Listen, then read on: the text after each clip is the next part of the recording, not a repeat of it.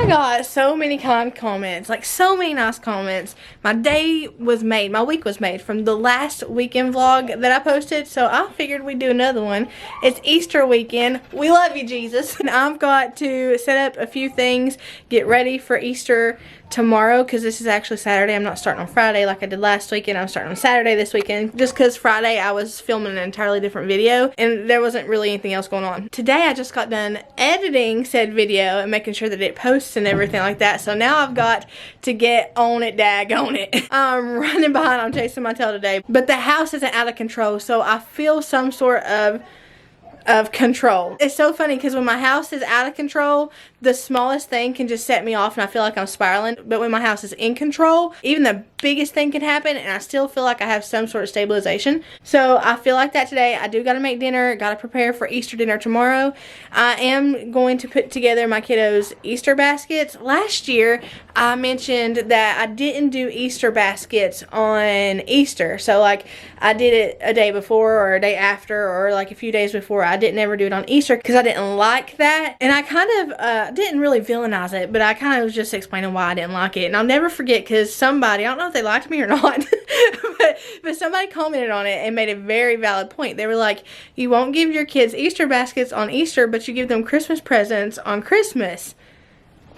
I was like, touche. Like, okay, I hear you. My kids are very aware about what Easter is about, who Easter is about. But in my opinion, in my family, in my home, I think it's okay to do like little Easter baskets and stuff. I know that that's a touchy subject, especially with Christians, but this Christian is not going to judge you for anything you do because I know very well that it's a heart posture and I will never be on the inside of you and I'll never know where your heart stands. So I'm not going to assume while I'm out here, I'm not going to assume that I know what you're thinking or what you're feeling because I don't. In my family, I think it's perfectly fine, but it could be different for you guys. When I always touch on subjects like that, I'm always reminding you guys just to go with your own convictions because that's the best thing you can do in situations like that. That being said, let me show you what I got the kiddos for their Easter baskets. I did not go crazy like I have in prior years.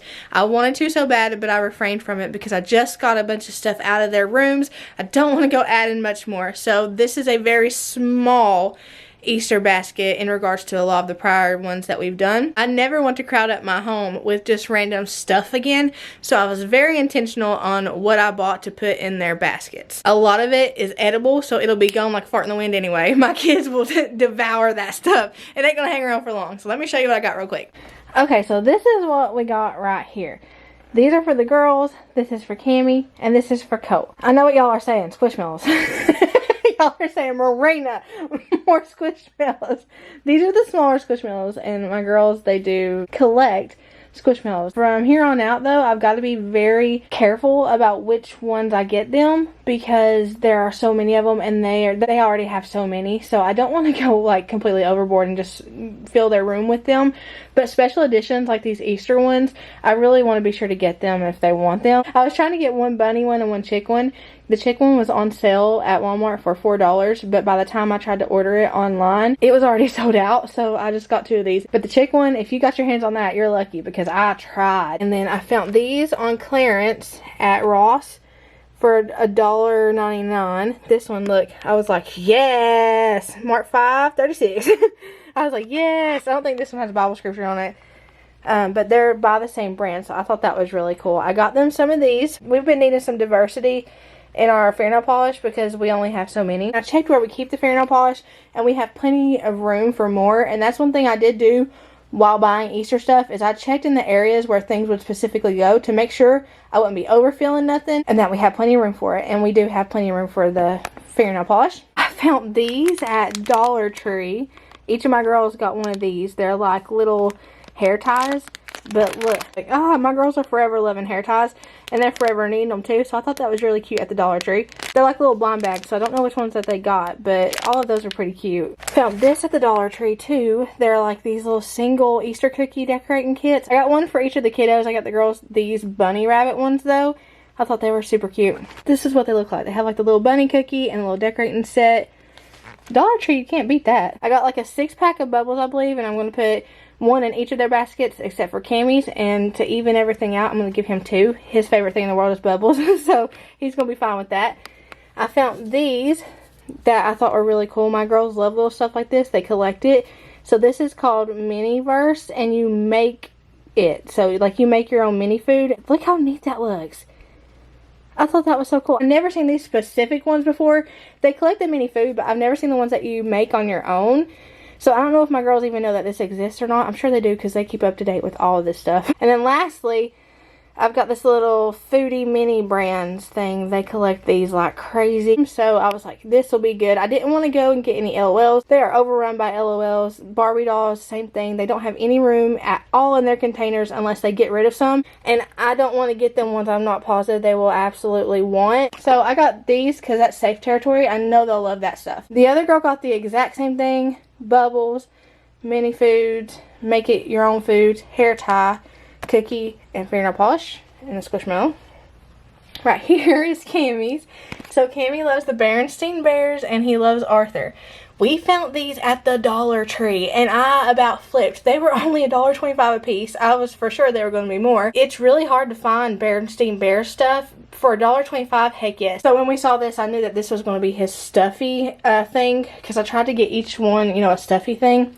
I knew that was going to be his stuffy thing, and he got several of those. But though even several of those didn't add up to the prices of the Squishmallows, which is why he got extra bubbles. He'll probably even get a third bubble, to be honest with you. I just don't know if it'll fit in the Easter basket.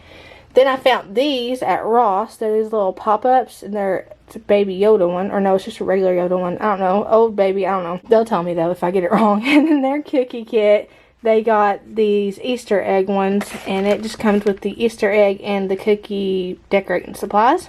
Colt has been asking for this for forever. They had a bigger one, but he doesn't have room for a bigger one. Like I said, I was very intentional with what I got. So I did get the smaller one, but it does pair up with his cheeseburger squishmallow. So this is Squishmallow brand too. He got a Yoda pop-up. He got a pack of pens and a little notebook from the Dollar Tree. And this little notebook has like dividers. I thought that was really cool. But he also has a pack of pens. He has a decorating cookie, and he has a thing of bubbles. Nowhere near as much as I used to get them, but it's still stuff that I think that they'll really enjoy. Things I have to separate between them. These lollipop rings, they're Peeps. I got this at Walmart.com. And then I got these at the Dollar Tree. They're just these Tiger Pops, Easter Pops. And then Kinder Eggs. They each get one of these. And then I found this at the Dollar Tree. And it's like lip pops and it's lollipops, and it looks like different lips. So there's like horse lips. Look at that. Look, ain't those so cute? I love those. So there's 4 of these, so they'll each get one of these. And then they each got the same Easter basket from the Dollar Tree. I'm going to get these put together real quickly so I can go ahead and give it to them. And then we're going to start on our pantry challenge dinner because I have no idea what I'm making. Shocker. That's pretty, Cammy. Hi, Brother Bear. And I'm Sister Bear.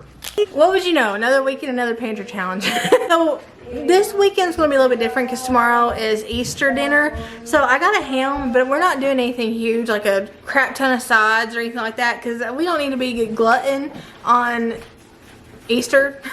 On a Jesus holiday. We don't need to be gluttony, David, on a Jesus holiday. We want to eat enough, but not overeat to the point that if the rapture happens, we ain't coming up off the ground. We don't want to get left behind for that. Not for that reason. Not for any reason, but nobody wants to say I ate too much ham and I got left behind. So the meal that I'm cooking tonight, I'm winging it as always, but you can pretty much cook this at any time as long as you have chicken and pantry staples. So without further ado, because my family, they are hangry right now, let's get the damn thing done. Wait, do I need to run to Office Max? For what? Well, you said chicken and kitchen staples. Kitchen. He woke up to decide to be funny today. I'm making 2 pots of what we're eating tonight, and I'm not going to say said thing until it's done because when my kiddos find out that I'm making it, Colton in particular is going to be so ecstatic, he's going to be screaming. So I'm going to have 2 pots of going, and in each pot I'm going to put half of this big 48-ounce container of chicken broth in there. So half of it in this one, half of it in that one. I'm just eyeballing half, by the way. I'm gonna have to like just squirt it all in there. We want chicken flavored water. That's what we're going for. I'm gonna fill the rest of this up with water. So we've got about a good layer of chicken water, you know, chicken broth. Down there at the bottom, we're going to fill up the rest of it with water. Get a good pot of chicken water going. She's protecting him. I don't know why it has to be a bay leaf. You would think in your mind could be any kind of leaf, like star leaf, like Land Before Time, tree star. You know Land Before Time when he had the tree stars? Those smell like something. Do they smell bad? No, I feel like they just smell like every other leaf in the park. Wait, I want to smell. They do just smell like every other leaf in the park. And why does this cost $5? Smell. It's literally a thing full of leaves. Have y'all ever seen the inside of a bay leaf container? Well, they're bay leaves. Smell. Does So, it not smell like fall? Who just picked this out of all the leaves and said that's the one that's going to enhance flavor in my food? Who out there just threw a leaf in their food and said this is the one? Hold on, I'm gonna tell you. History lesson. History lesson. We're Ready? going to drop some of these in here. I don't know how many in here. I guess 2. George Washington. Yes. Colin's theory is George Washington. This is my theory. We're going to drop 2 in each. You had a world-renowned cook. His name was Thomas Bay. Okay? And his best friend was Professor Samantha Ivy. And Professor Samantha Ivy was going to try to cook with some leaves. Pause. If somebody bites into a bay leaf, I'm sorry. I doubt I'm going to remember to fish them out. Okay, continue. Anyway, she was going to cook with some leaves, and she cooked with leaves, and they ended up causing her mouth to itch, and she broke out into a rash. Thus, they called the leaf poison ivy. Thomas Bay picked the correct leaf, however, and it tasted so good that they called it the bay leaf. Every elementary teacher in the district is going to be calling you saying, my kids came in the other day. You're welcome. Do you want to know any more history lessons? I've got a ton of them. We're going to add a couple of chicken breasts to each pot. Actually, we're going to add 2 to this pot and 1 to the other one. I'm going to add some salt and pepper in here, too. Do you want to try to figure out what we're making by getting the ingredients? Chicken soup.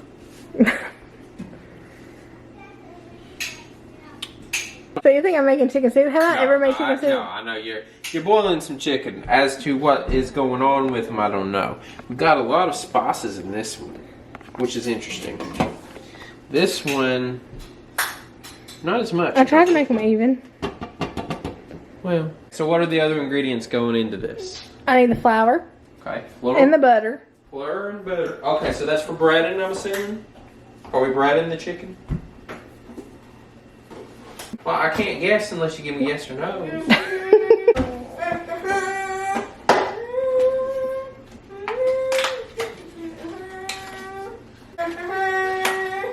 You know what we're making yet? Honey, no.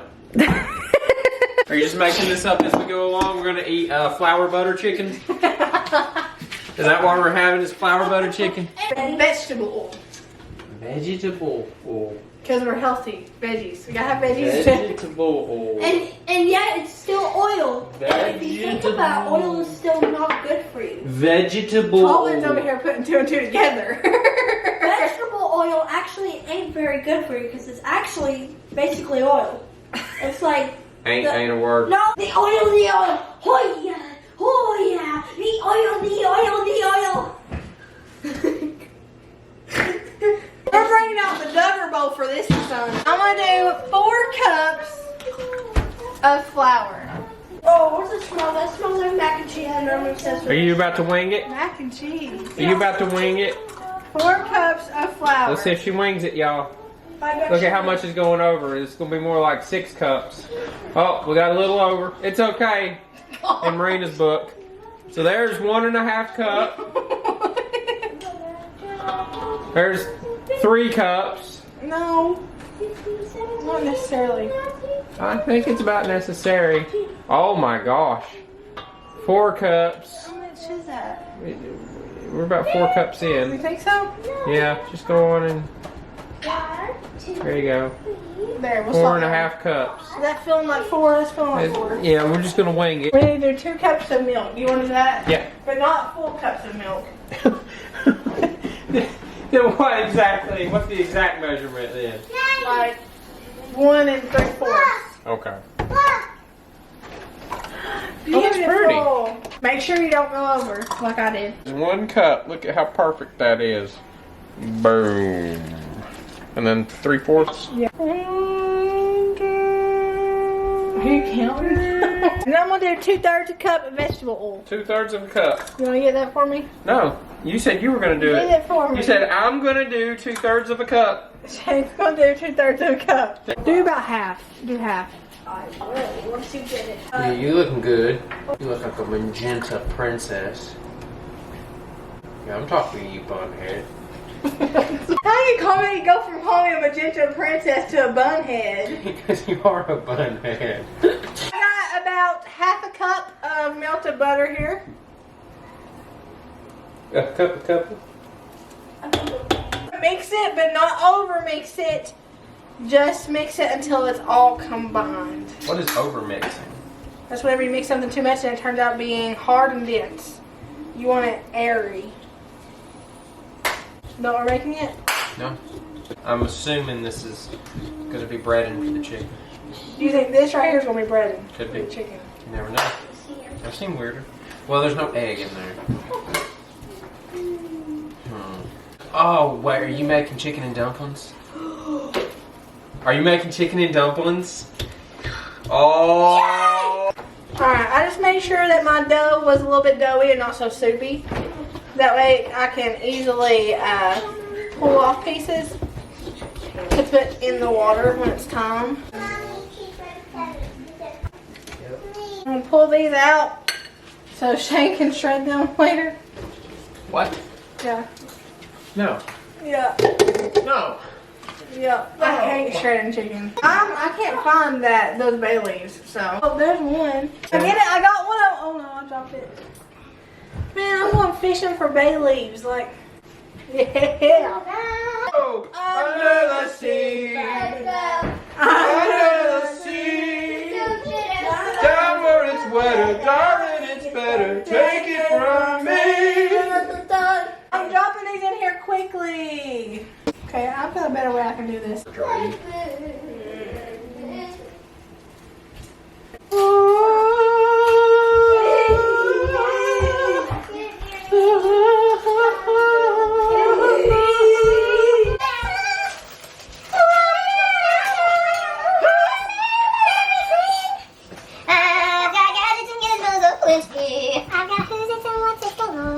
You've got thingamabobs, but who cares? I want more.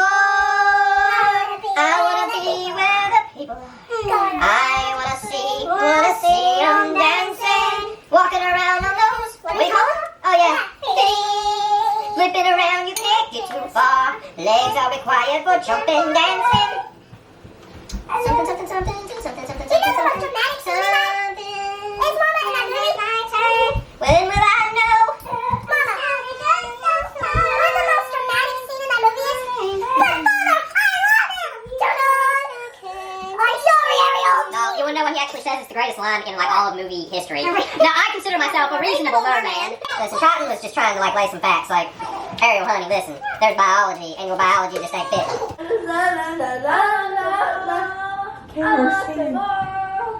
I like the ball. He's singing with us. I love it. I found bone, Magenta Princess. You found bone? Look. What the heck? We've been finding more and more bone in our chicken breast lately. Alright, come on. Magenta Princess. I'm putting this in here just to well, there's a wall of dumplings there. I'm putting it down here so I can stir it up. Into the wall dumplings. Alright, let's pepper it up some. Oh my gosh, she came to the top. What are the odds? I was fishing for it forever. Oh snap. Okay, these look banging. And pepper even makes it better. This meal was one of the cheapest meals I could possibly make ever. Easy too. And it is amazing. Like, those are the bomb. So, official rating, Magenta Princess. 10 out of 10. 10 out of 10. Like, that is so cheap. Back in my mama's time, it was so big because there were so many kids and it makes a huge pot. Yeah. It's mostly broth, but the flour thickens it into like it tricks your stomach. a chowder almost, and then you have the dumplings and you have the shredded chicken, which makes that chicken go further. No wonder, like, my mama and papa and her mom and stuff, like, they reach for this so often here in the South because I mean, it's cheap and it's fast and it feeds a lot. Cammy doesn't want any. He wants a sandwich.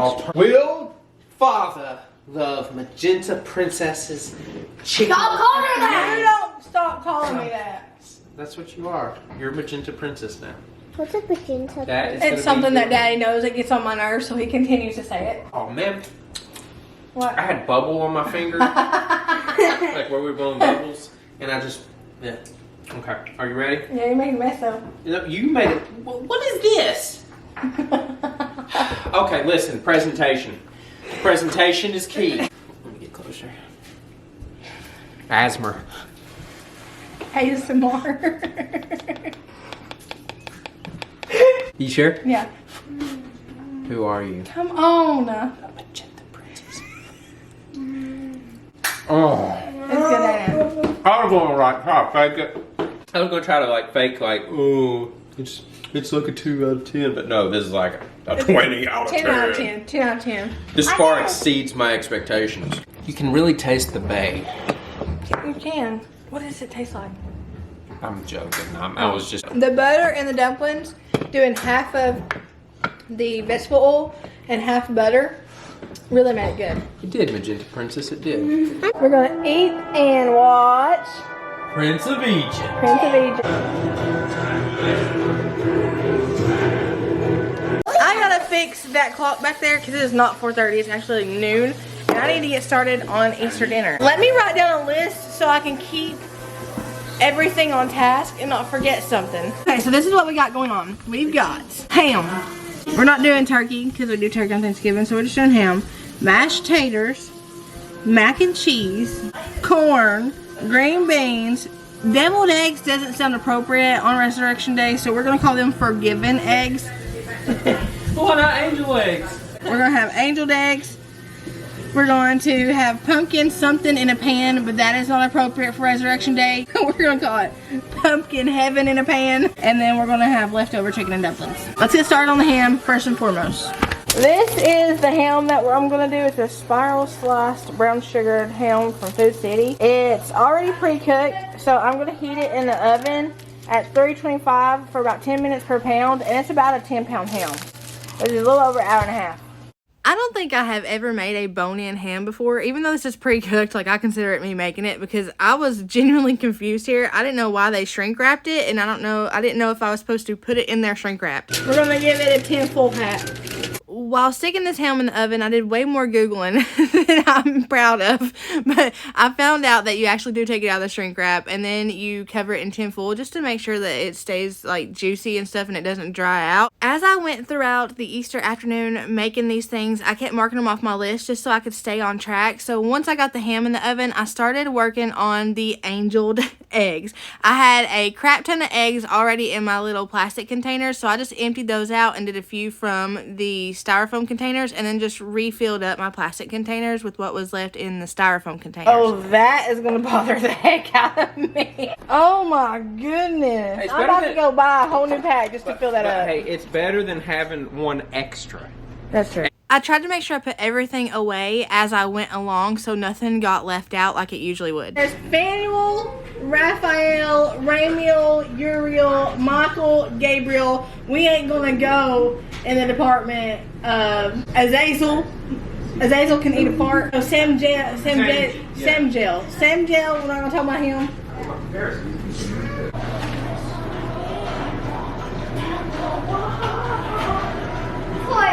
They're boogieing to the Chosen theme song. See how all those fish are going that way, but the ones highlighted are coming this way? They're going against the current. Got the deviled eggs going now.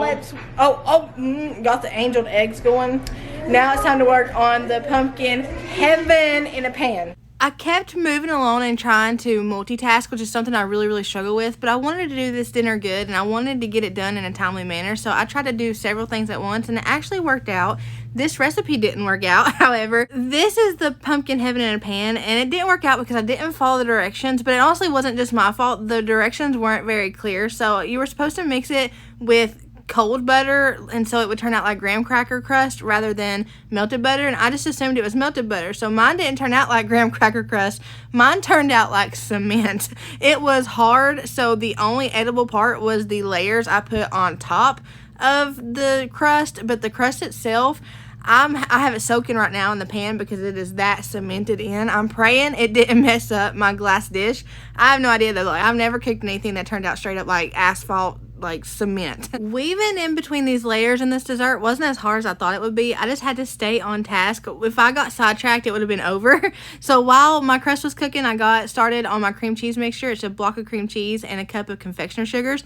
And while that was mixing over there, I got started on the second layer, which is 2 packs of pudding and 2.5 cups of water. But Shane got me the wrong pudding. He got me cooking serve. It was supposed to be instant, so I kind of had to work with what I had. It would have set a lot better if it had been the instant though. While that's cooking over there, the second layer is cooking, I got back onto the first layer, which is just adding half of a large container of Cool Whip to my cream cheese stuff, and then I lay that down first. The pudding is the second layer. So this first layer right here is that cream cheese layer. It's got the cream cheese, confectioner sugar, and Cool Whip in it. And then on top of that, my pudding mixture will go in. And it's just the original recipe. It is instant pudding, 2 packs of instant pudding, 2 cups of milk, and a can of pumpkin puree with some pumpkin spice sprinkled in there.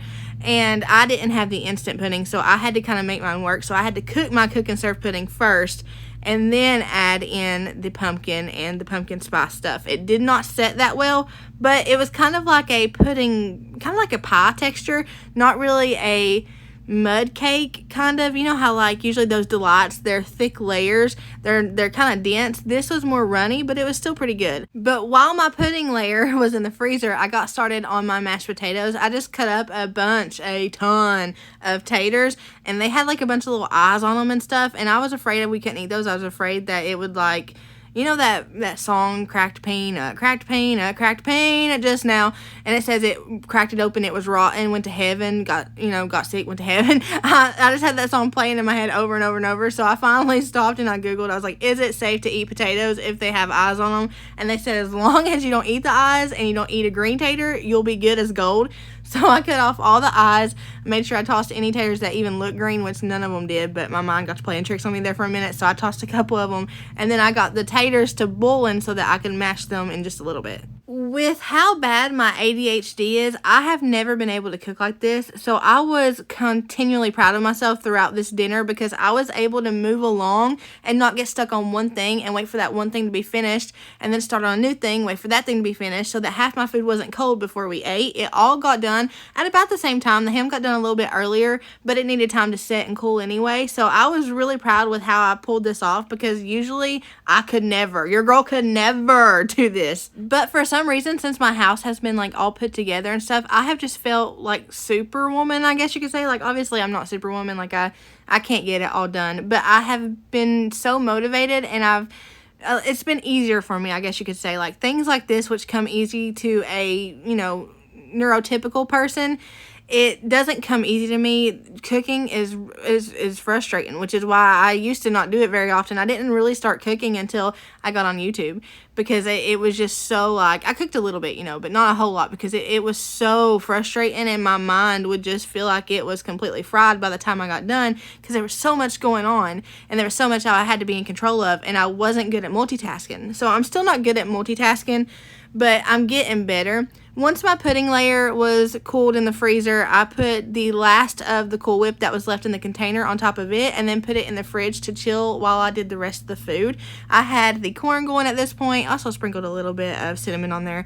I had the corn going at this point, and I also had the mac and cheese going at this point, and the noodles were boiling.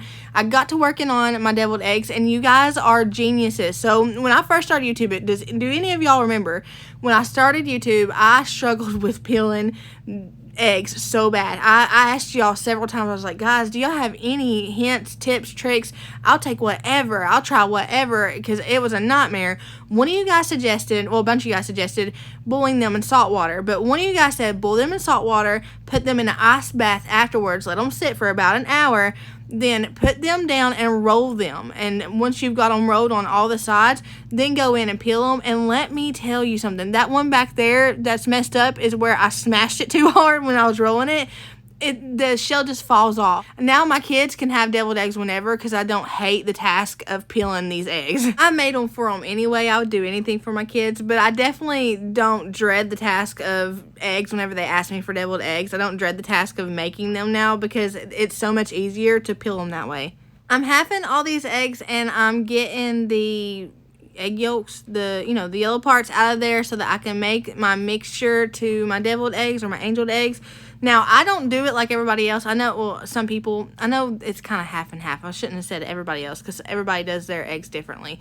But my mama never did the popping kind, and they were never pretty. Her deviled eggs were never pretty. My mama was the best cook in the world. She was the best homemaker in the world. I stand by that till I die. But she never, ever, ever did the popping thing. She didn't make it look pretty or nothing. She just spooned it in there, and everybody fought over her deviled eggs. So I know going in that my eggs don't have to look pretty in order for them to be good. So when it comes to these eggs, presentation is never a concern for me. I just know my kiddos are going to probably eat all of these. They would live off deviled eggs if I would let them. They absolutely would. This inside the yolk mixture right here is something that my nanny does. So she does mustard, a little bit of mayonnaise, and she does vinegar. I think she does apple cider vinegar. And a bunch of guys were like, huh? Last time I said that.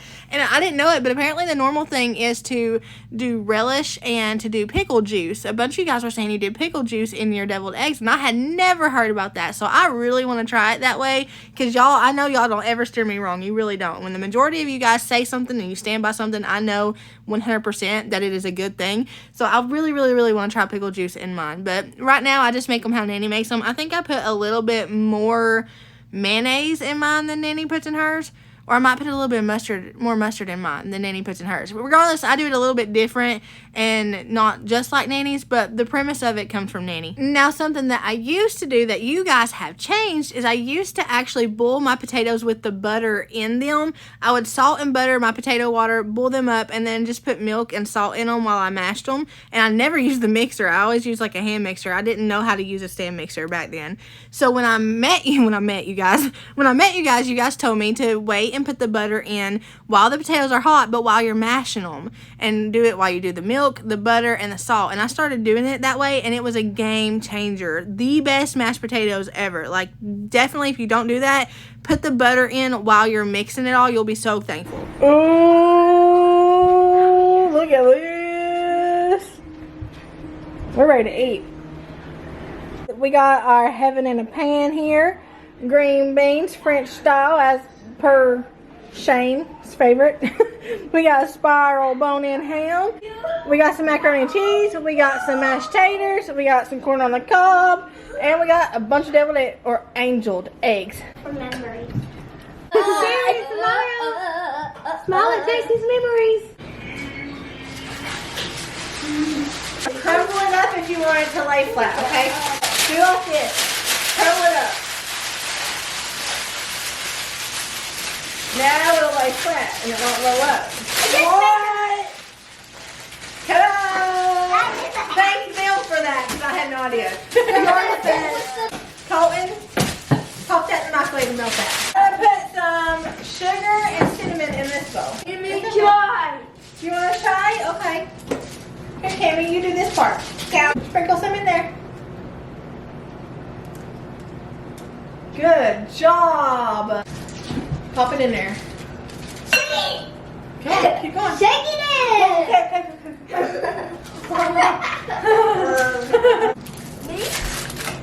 You want to mix it? Okay. Good job. He's doing good on this. Cinnamon tower. Wait, what the I want to try. Let it go. Oh, you did it. Wow. You got the cut. Can I get a second? Who did frozen Colton. That sounds like slime. Aw, but Biscuit. you gonna do one? Biscuit. You gonna do one? You gonna eat it, ain't you? Ew. We're gonna take this marshmallow. This represents Jesus. Okay? This marshmallow, Cameron, are you eating them? Okay. Don't eat that one. This represents Jesus. See this right here? Jesus. Yes.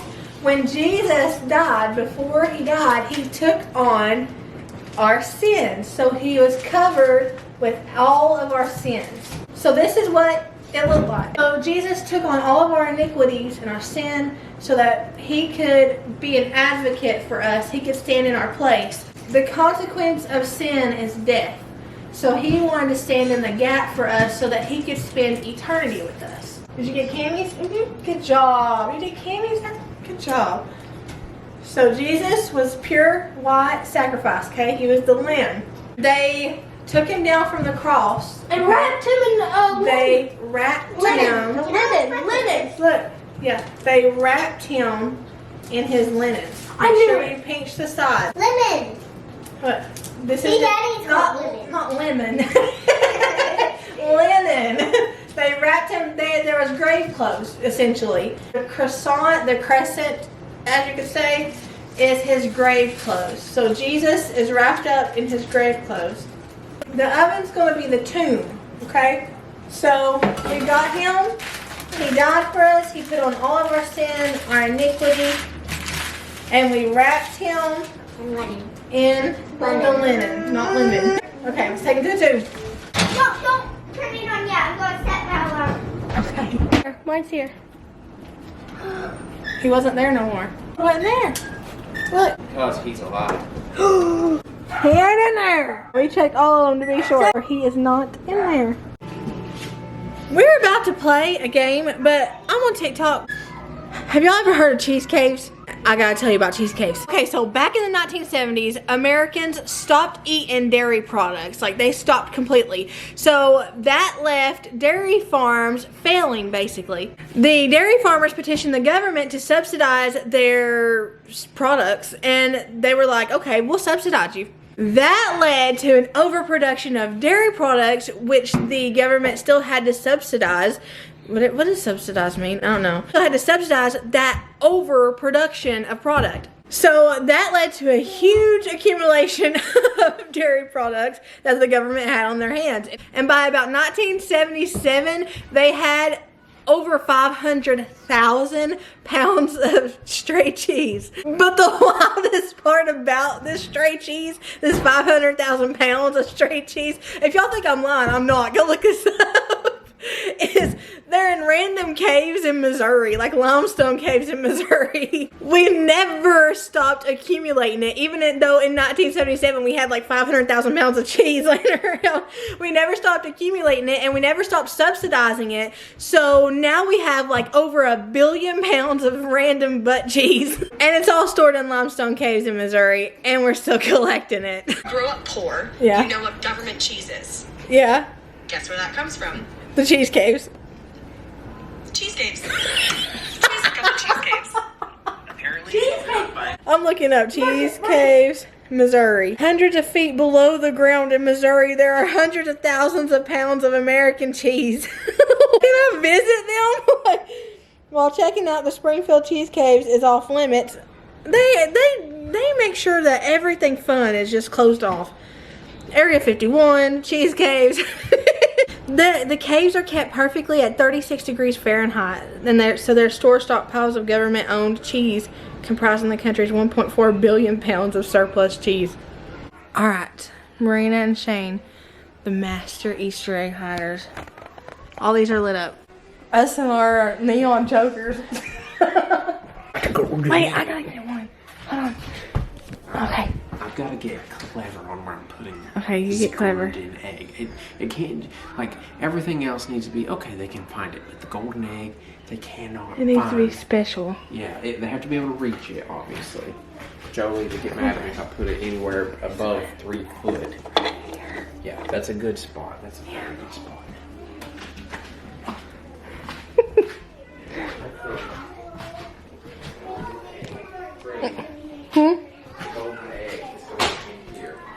Where? Oh my gosh.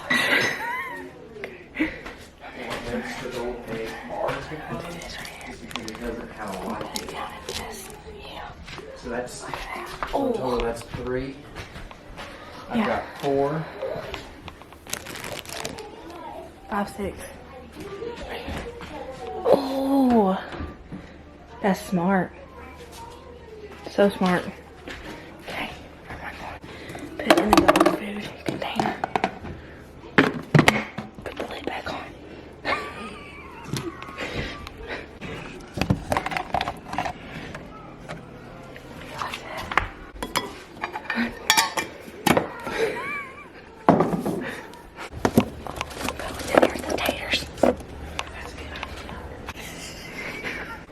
can see it.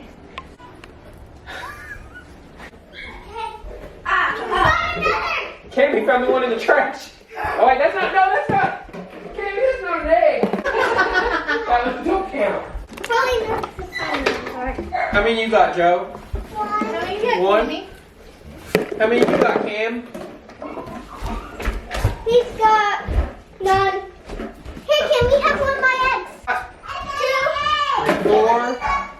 Mama, I found this one in the dog.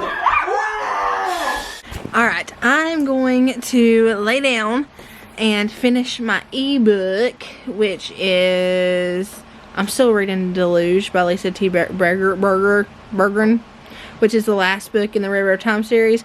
I'm still reading it because I took a break to read the Book of Enoch and a couple of other books. So now I am 59% through Deluge. I won't get that finished tonight, but when I do, I'm going to start this, which is a book I found at Ollie's. It was $4.99, not bad at all.